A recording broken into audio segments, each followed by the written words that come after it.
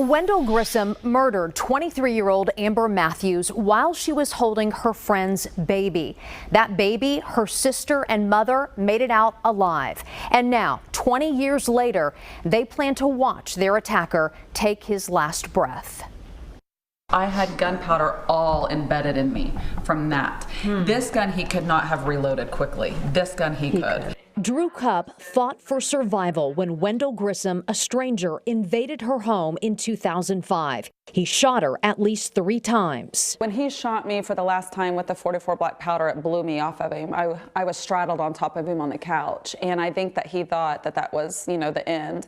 And so I ran out and went through the garage, and I screamed at him to follow me. She wanted him to spare her children and her friend Amber Matthews, who were in another room. There's Amber's blood on Gracie. Oh, goodness. And this was after she was clean. Blood stained on her head. Amber was holding Gracie, a baby, when Grissom shot her twice, killing the 23-year-old. Riley, a toddler, was in her crib near them. I'm gonna start crying again. I think it just shows you the type of person that she was, because a lot of people wouldn't have done what she did, wouldn't have ran to our defense. Grissom admitted to the murder, saying he didn't know why he did it. Now, after years on death row, he's scheduled to die tomorrow. His accomplice, Jesse Johns, will spend the rest of his life in prison. Jesse Johns was hitchhiking when Grissom picked him up, and that was his sign. That was his sign. But this shows you how secluded my house was. Wow. I mean, this is my house.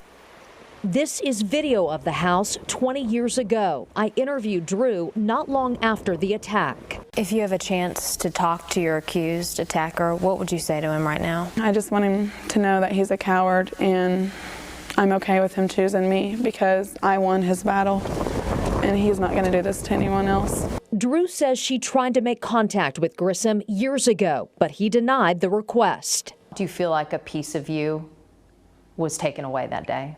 Absolutely. And it's hard to get back, and I probably won't ever get it back. It's a part of such an evil, evil crime that Wendell chose to do that day. Like, he didn't just kill my best friend or shoot me. He took so much from me and my kids.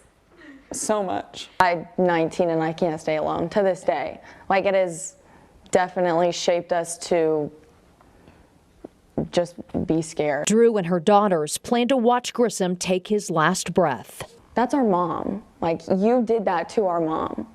So I think he deserves way worse than what he's getting. We're lucky enough to live in a place that is forcing him to take accountability. I hope I walk out of that day with a little piece of me back, a chapter that will be closed.